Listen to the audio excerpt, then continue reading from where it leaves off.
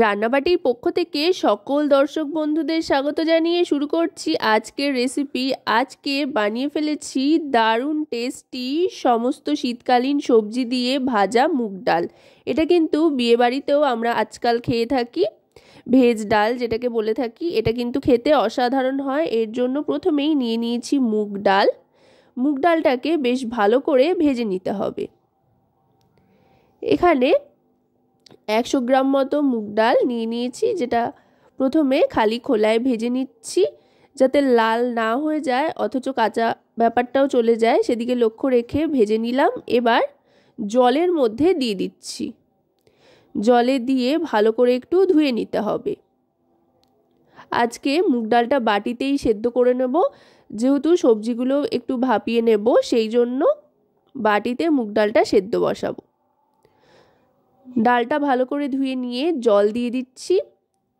এই ডালটা কিন্তু বেশ ঘন হয়, খুব একটা জলের ব্যবহার কিন্তু এতে হয় না। জল দিয়ে এবার দিয়ে দিলাম 4টে চেরা কাঁচা লঙ্কা, আর দিয়ে দিচ্ছি পরিমাণ মতো লবণ। এখানেই একেবারে লবণ দিয়ে দিচ্ছি, পরে টেস্ট করে দেখব, যদি লবণের প্রয়োজন হয় তো আরেকটু মেশাবো। এবার দিয়ে দিচ্ছি হলুদ গুঁড়ো, 1 টিস্পুন পরিমাণে হলুদ গুঁড়ো দিয়ে ঢাকনা চাপা দিয়ে দিলাম, গ্যাসের ফ্লেমটা মিডিয়াম টু লোতে রেখে। এবার এদিকে কড়াইতে বেশ খানিকটা জল নিয়ে তাতে ফুলকপি, গাজর, বিনস আর বেশ খানিকটা কড়াইশুঁটি দিয়ে দেব সেদ্ধর জন্য। এই সমস্ত সবজিগুলোই কিন্তু ডালের সাথে যাবে। এবার গ্যাসের ফ্লেমটা মিডিয়াম টু লোতে রেখে সব সবজিগুলো একটু মিশিয়ে নিয়ে সেদ্ধ করে নেব। এটাও ঢাকনা চাপা দিয়ে দিচ্ছি। এবার এটা ফুটে উঠেছে, দেখুন এগুলো কিন্তু মোটামুটি সেদ্ধ হয়ে গিয়েছে। খুব বেশি নরম করার কিন্তু প্রয়োজন নেই, যেহেতু খুব ছোট ছোট করে কাটা। সবজিগুলো নামিয়ে নিলাম, আর এদিকে ডালটাও কিন্তু সেদ্ধ হয়ে গিয়েছে, ফুটে উঠেছে। ডালটাও দেখুন একেবারে শুকনো শুকনো করে সেদ্ধ করে নিলাম, আর খুব সুন্দর মাখনের মতো একটা টেক্সচার চলে এসছে। এবার কড়াইতে সাদা তেল দিয়ে দিচ্ছি 3 টেবিল চামচ পরিমাণে, আর হাফ টেবিল চামচ ঘি দিয়ে দিচ্ছি। এতে খুব সুন্দর একটা ফ্লেভার আসবে। এবার ফোড়ন হিসেবে এতে দিয়ে দিচ্ছি তেজপাতা, 2টো তেজপাতা দিয়ে দিলাম। এবার দিয়ে দেব শুকনো লঙ্কা, আর দিয়ে দিচ্ছি খানিকটা সাদা জিরে, 1 টিস্পুন পরিমাণে। এবার দিয়ে দেব কাজু আর কিশমিশ। কাজু আর কিশমিশ দুটো মিশিয়ে আমার হাতের 1 মুঠ পরিমাণে হয়েছে, সেটাই দিয়ে দিলাম। দিয়ে এবার কাজু কিশমিশটা একটু ভেজে নেব। কাজু কিশমিশ ভেজে নিলে কিন্তু টেস্টটা অনেক ভালো হয়। এবার দিয়ে দিচ্ছি হাফ চামচ পরিমাণে আদা বাটা, আর দিয়ে দিচ্ছি টমেটো। এখানে একটা টমেটো স্লাইস করে কেটে নিয়েছি। এবার সবটা বেশ খানিকক্ষণ মিডিয়াম টু লো ফ্লেমে ভেজে নেব। এবার দিয়ে দিচ্ছি রোস্টেড ধনে আর জিরে গুঁড়ো। এটা কিন্তু বাড়িতেই তৈরি। জিরে আর ধনে খালি খোলায় ভেজে গুঁড়িয়ে নেওয়া হয়েছে হাফ ক্রাশ করে।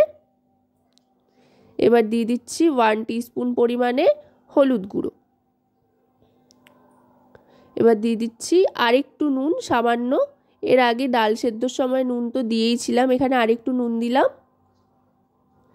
এবার ভালো করে সমস্ত গুঁড়ো মশলার সাথে টমেটোটাকে ভেজে নেব। দেখুন নুন দেওয়াতে কিন্তু টমেটোটা একেবারেই গলে গিয়েছে। এবার এর মধ্যে দিয়ে দিচ্ছি সবজিগুলো, যেগুলো সেদ্ধ করে রেখেছিলাম।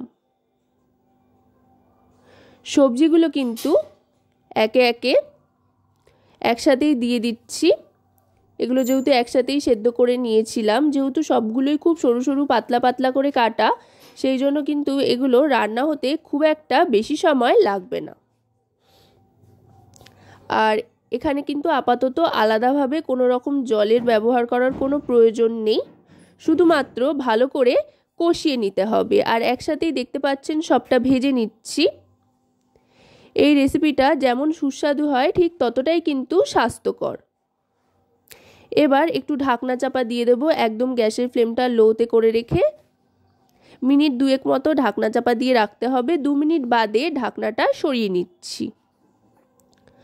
ঢাকনাটা সরিয়ে নিয়ে এই দেখুন, দেখে নিচ্ছি সব সবজিগুলো কিন্তু খুব সুন্দর নরম হয়ে গিয়েছে, একেবারে সেদ্ধ হয়ে গিয়েছে। এবার এর মধ্যে দিয়ে দেব গরম মশলার গুঁড়ো। এটাও কিন্তু একেবারেই ঘরে তৈরি, চাইলে এই রেসিপিটি আপনারা আমার ডেসক্রিপশন বক্সে দেওয়া লিঙ্ক থেকে দেখে নিতে পারেন। এবার দিয়ে দিচ্ছি সেদ্ধ করে রাখা ডালটা। ডালটা দিয়ে সামান্য একটু ঈষৎ উষ্ণ গরম জল মিশিয়ে নেব, ব্যাস, আর কিন্তু জলের ব্যবহার এতে হবে না। এবার ডালটাকে ভালো করে ফুটিয়ে নিতে হবে। আশা করব রেসিপিটি আপনাদের ভালো লাগবে। যদি রেসিপিটি আপনাদের ভালো লাগে তাহলে অবশ্যই রান্নাবাটি চ্যানেলটিকে সাবস্ক্রাইব করে লাইক, শেয়ার, কমেন্টের মাধ্যমে আমাদের পাশে থাকবেন। আর যদি রেসিপিটি আপনারা আমাদের ফেসবুক পেজ থেকে দেখেন তাহলে অবশ্যই রান্নাবাটি ফেসবুক পেজটিকে ফলো করার অনুরোধ রইল। এবার যখন ডালটা ফুটতে আরম্ভ করবে তখন এতে পরিমাণ মতো চিনি দিয়ে দিতে হবে। চিনিটা কিন্তু অবশ্যই দেবেন, কারণ কিনা এই ধরনের ভেজ ডাল বা সবজির ডাল কিন্তু একটু মিষ্টি মিষ্টি খেতে ভালো লাগে। আর নিরামিষে যেহেতু আদা বাটার সাথে চিনির ফ্লেভারটা কিন্তু দারুণ লাগে। এবার ভালো করে ফুটিয়ে নিয়ে গ্যাসটাকে অফ করে দিয়ে 1 মিনিট মতো স্ট্যান্ডিং টাইমে রাখতে হবে।